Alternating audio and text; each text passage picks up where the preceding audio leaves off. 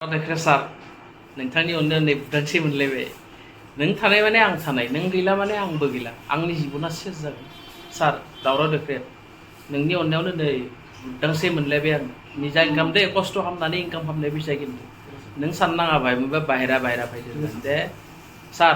नोंनि अननायाव आङो ओरै फैसा इनकाम खालामनो मोनबाय थाथों नोंबो था आंबो थागोन नोंनो आं 90 लाख हरनांगोन होननानै जगार खालामगासिनो दं नै बाय जालायबाय र' बे टाइमाव हरगोन दे आं न' हरदाव जमा होना फैगोन 90 लाख दे सार आइ लाभ इउ दावराव देख्रेबनि बागै हिन्जावनि बागै फिसाजोनि बागै प्रति मासाव मोनथामके भिडिअ फैगोन दावराव देख्रेबा मा खालामदोंमोन बर' हारिनि मा दाय मावदोंमोन बिनि बिसिया माबाफोर दाय मावदों नामा बिनि फिसाजोआ माबाफोर दाय मावदों नामा प्रति मासाव मोनथाम दावराव देख्रेबनि एगेन्स्टै भिडिअ फैगोन दा साननैसो थानानै आं क'क्राझाराव थांगोन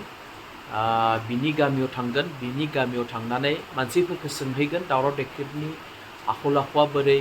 मा खालामो मा खालामा मा केरेक्टारनि बेफोरनि बागै रायजोफोर जानो हायो दावराव देख्रेबा जेलाव थांना फैनायनि उनाव जोबोर फैसानि आंखाल जादों फारसेथिंजायहाय BPFनिबो सरकार गैला फैसा थाखानि प्रब्लेम जानो हायो बेनिखायनो बिथाङा दिनै 90 लाख फैसा बिनानै आंनियाव आंखौ केस खालामनाय जादों बेनिखायनो आं सानो बिथाङा जोबोर फैसानि आंखाल गोलैनो हायो जानो हायो बिथाङा जांगिया बायनो हायाखै जानो हायो बिथाङा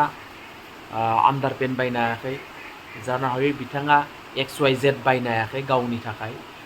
गावनि ड्रेस बायनो हायाखै गथ' गथायनि ड्रेसफोर बायनो हायाखैबो जानो हायो हिन्जावनि ड्रेसफोर बायना होनो हायाखैबो जानो हायो बेनिखायनो आंनियाव फैसा बिनानै आंखौ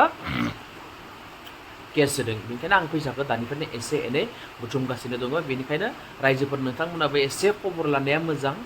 आरो बिथांनो थाइसे थाइनै जि हायो बारा होनाङा